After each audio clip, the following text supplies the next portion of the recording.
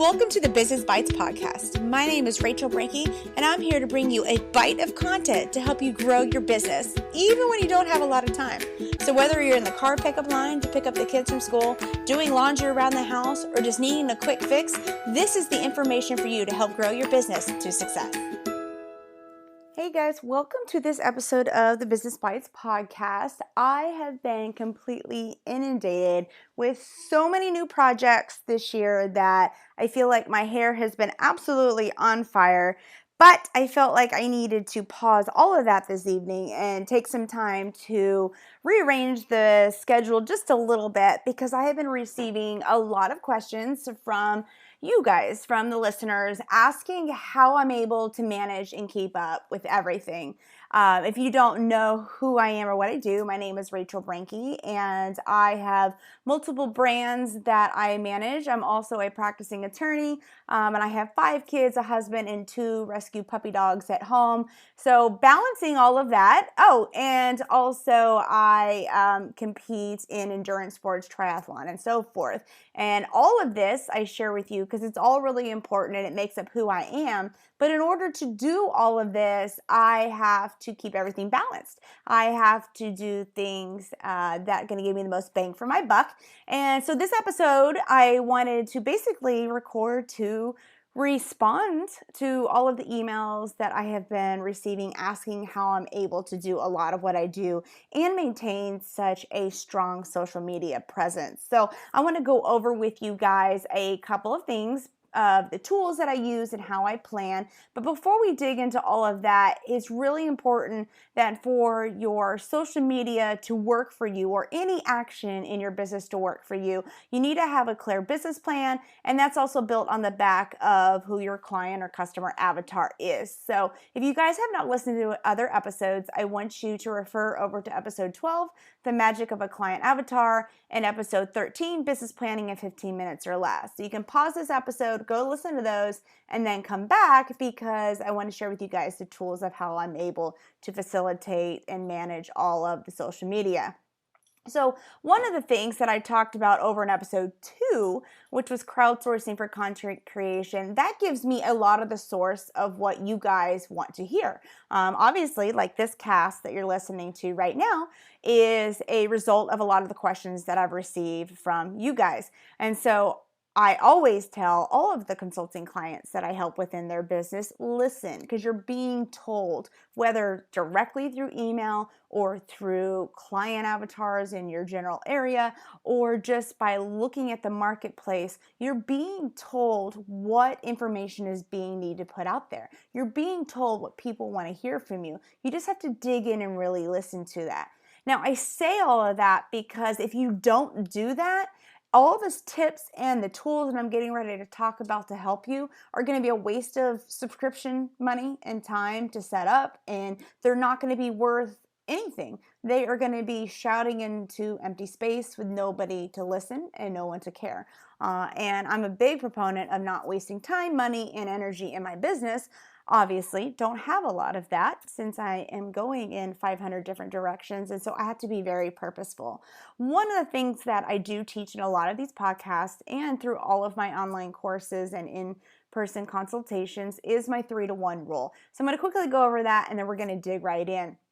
Basically, when I look at a tool or a resource or an action or a business partnership, whatever it is in my business, whether I am going to engage or buy into that item, I need to decide whether or not it's really going to benefit me or not, and that's my 3-to-1. I basically am making pros and cons lists. I want to have 3 positives to every 1 negative. Now, this is not a hard rule. You can have a really big negative that overtakes the 3 positive, and then it's not worth your time. You may need to just put a pin in it and come back to it later because it may not be the time in your business for you. But for the most part, when I am greeted with a tool or resource, specifically like for this podcast, these tools that help me to be able to facilitate my social media presence without requiring me to actually physically be in my social media presence. I looked at that 3-to-1 rule. What is going to give me the most benefits? And so the things I look for in all of this is, does it fit into my budget accordingly? The functions that it provides, the engagements that I'm going to receive with my audience through it, and how well that I can schedule things. I am a huge huge proponent of batch creating content, which is why this podcast is a little different, because I'm doing it in direct response. Sometimes you just have to break the chain and break the whole process so that you can give the people what they want to hear. And so, but for me, and I talk in episode 9 about getting more time for your business, and that walks through my entire batch of content creation and the batching that I do in order to put everything out. That way I can get a whole bunch done more effectively at one time. And I do the exact same thing with these tools that I'm going to talk about here shortly. So one of the very first things is, I'm going to get right off the bat, is when I have images for the website. I'm not going to dig in too much into image licensing and so forth in this episode. That is coming soon. But just know that you need to have the proper rights, the proper license for the images on your website. If you take them yourself, that's great. Then you probably generally have the rights to be able to use them on your own blog or website. But if you are purchasing them or downloading them from elsewhere, you need to make sure that you have the proper license for use on a commercial site, because I assume that many of you are here because you're trying to run a business. Now, one of the big things that my web guy always gets on to me for is how large my images are, actually used to, not anymore because I'm using this tool, but for how large the images are that I have on my website. It takes up a lot of space, it bogs it down, it makes it slow to load. And so I have been using, actually, if you guys didn't know, we own a couple of photography studios. So one of the tools that we use over there, I also use for blogging, and it's called Blog Stomp, and you can get it at stompsoftware.com. They're not paying me to say this. I'm sharing because I absolutely love this product. It actually is cutting so much time out of my workflow. It resizes images quickly. I can put watermarks on it. I can put my logo. I can put my website on it if I want really quickly. It resizes it. It compresses it without pixelating or changing the color or anything like what a lot of programs or software on the market do. And I love their customer service, and I just love the team over there. So that is stompsoftware.com. They have a whole host of other things for photographers, but the Blog Stomp program is one that can be used by bloggers or anybody else who's blogging for any type of business that you have, especially if you are sharing lots of images. This is a really great way to quickly resize them. And also, you can create collages really quickly with them. I absolutely love it. The second tool is using CoSchedule. I just actually recently moved over to CoSchedule within the last few months. I was with a couple other programs before, but I had ditched them because I wasn't receiving the engagement that I needed out of my audience. They were being penalized by different social media platforms, namely Facebook. And so even though I had spent all that time to set it up and schedule it and create my content in it, it was that 3-to-1, it was a really negative that I was not getting engagement. What was the point in paying for those other systems if people weren't even getting to see and engage with my social media materials that are going out there? So I moved over to CoSchedule. I've seen a great increase in engagement. Like I can't even, I don't have the full numbers here, and actually that would be a good podcast all by itself to do, but I have seen great engagement, especially on Facebook, which is, you guys know, a big battleground for competing against other voices in the same space. But what I love about CoSchedule is that 3 main things. One, they also connect with Buffer. So if you're already using a Buffer type system, they connect with them really easily. A lot of great functions. So you essentially have the 2-in-1. They have templates that apply when you publish a post. I use this on my podcast once. So what I'll do is I will batch create my podcast ahead of time and then schedule them. And by creating a template in CoSchedule and already having that applied when I set my post for scheduling, when it publishes, it will auto apply this preset template. So what I mean by that is, for my template, I want on the day that the post publishes on WordPress, it will share that out. Fantastic. Awesome. That goes right out to my Facebook, Twitter, whatever I assign it to. And then say in 7 days, I wanted to send out a specific tweet. I can set up that template and it automatically applies. And I'll stick some screenshots over at rachelbrecky.com/EPI23 along with the transcript for you.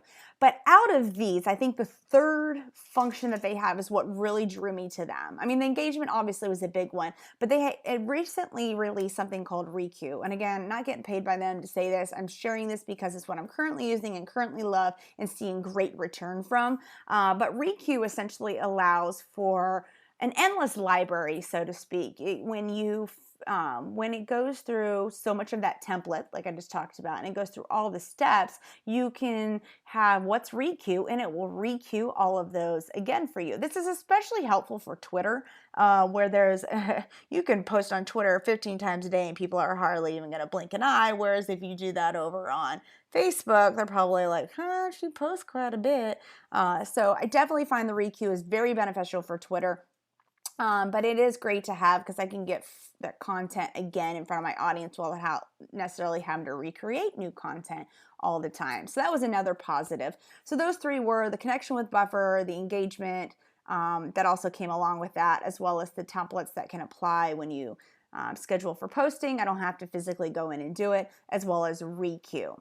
And kind of the next two tools that I have for you guys kind of connect with this as well. I use Planoly for Instagram, and then if this, then that, ifttt.com for automating the rest of everything else. So CoSchedule really just focuses on the blog content itself. It's going to get it out to Facebook, Pinterest, Twitter, LinkedIn. They also have an Instagram function as well now.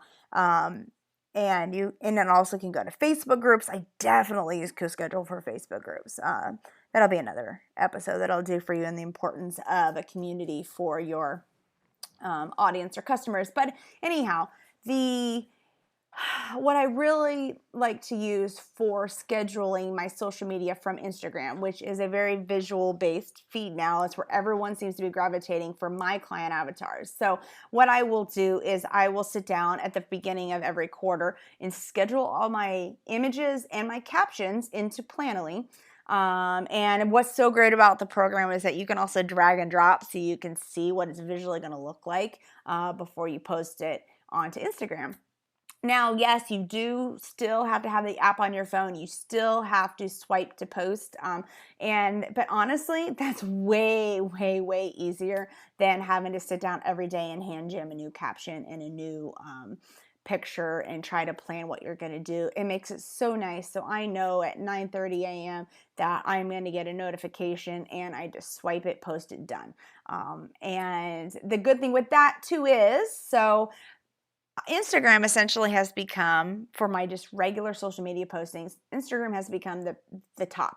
We're at the top of the tree here. Then I use If This, Then That. There's also Zapier and other programs out there, but I've been using If This, Then That for a while, and it works very well. So from there, I have these applets, which are essentially recipes. I will say, if Instagram posts, or when Instagram posts, then I want you to post it to Facebook, Twitter, etc. And it will you can choose post it as an image, post it as a caption, whatever you choose for it to be. There's a whole bunch of different functions. But that way I am essentially scheduling visual content for my audience and this is visual content meaning like the business analogies that I like to post on my Instagram, not necessarily my blog post. So those two different there's a distinction there for you. But I start with the Instagram. I get it all scheduled on Planoly, and then If This, Then That takes care of it. So I'm really only scheduling one social media setup, and then it all drips out. Same way with CoSchedule. I'm scheduling my podcast in WordPress, and then CoSchedule template is essentially automating and posting it all out for me. So those are the two main lines of social media that I'm trying to hit up. So again, those tools were the Blockstomp for images for resizing, Co-schedule for your post, Planoly for your Instagram, and then if this, then that is a lifesaver. And actually, there's way more than just social media stuff with if this, then that. You can check it out. There's all sorts of things you can set up. If you have like an automated thermostat at home, you can set it so it says, if I leave this location, turn my thermostat to X, Y, and Z. There's all sorts of fun, nerdy, geeky stuff over there that you can check out. So I hope this gives you guys a little bit more clarity. I hope it didn't make it more overwhelming. It really is really easy. I focus on the WordPress side and getting that scheduled and posted, which Thenko Schedule takes the reins and gets it all scheduled for me. And then on the visual social media side, I start with Instagram with Planoly, and if this and that takes care of all the other platforms for me as well.